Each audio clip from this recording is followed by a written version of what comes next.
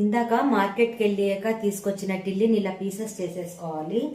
కొంచెం పసుపు అదంతా వేసి కొంచెం మనం వాష్ చేసుకోవాలి. ఇలా క్లీన్గా కడిగి వాష్ చేసుకున్న దాన్ని ఒక చిన్న బౌల్లో పెట్టుకొని బాయిల్ చేసుకుంటాము. నేను ఈ పాత కుక్కర్ తీసుకుంటున్నాను.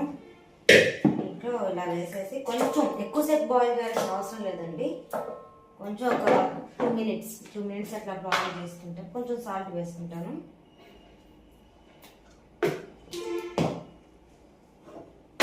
మార్నింగ్ పిల్లలకి పప్పు చేసి పంపించేసాను. హైలో కాకుండా కొంచెం సిమ్లో పెట్టుకుని కొంచెం సేపు దాన్ని బాయిల్ చేసుకుందాం. ఇలా అన్నీ వేసుకుని చక్కగా ఫ్రై చేసుకోవటమేనండి. బాగా మీకు స్మెల్ వస్తుంది, అది ఫ్రై అయ్యేటప్పటికి మీకు మంచి అరోమా వస్తుంది.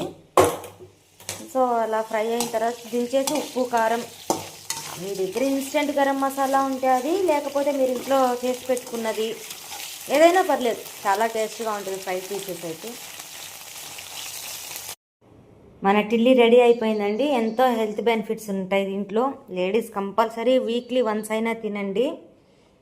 చూసారా, నాకైతే ఇప్పుడే తినేయాలనిపిస్తుంది. తినేస్తాను కూడా, ఎందుకంటే మార్నింగ్ నేను బ్రేక్ఫాస్ట్ ఒక్క జాంకాయ మాత్రమే తిన్నాను. ఇప్పుడు ఇది పెట్టుకుని నేను రైస్ పెట్టుకుని తినేస్తాను. బాయ్. ఇదిగోండి ఫ్రెండ్స్, మీకు ప్లేట్ చూపిస్తాను. నేను రైస్ చాలా తక్కువ తింటాను. టిల్లీ pieces and my all time favourite ఆవకాయ.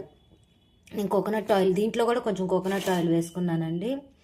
కంపల్సరీగా నేను కోకోనట్ ఆయిల్తోనే తింటాను. చాలా అంటే చాలా బాగుంది. ఈ ఆవకాయ ఇలా కలిపేసేసుకుని, కనిపిస్తుందా మీకు? ట్రైపాడ్ అక్కడ ఉంది. కలుపుకొని ఈ టిల్లీ పీస్ ఇలా తీసుకుని, నాకు చాలా ఇష్టం అసలు ఆవకాయ. నేను చికెన్ బిర్యానీలో కూడా ఆవకాయ తినమన్నా తింటాను. రోజు నాకు కూరే వద్దు, ఆవకాయ నెయ్యి పెట్టినా తింటాను.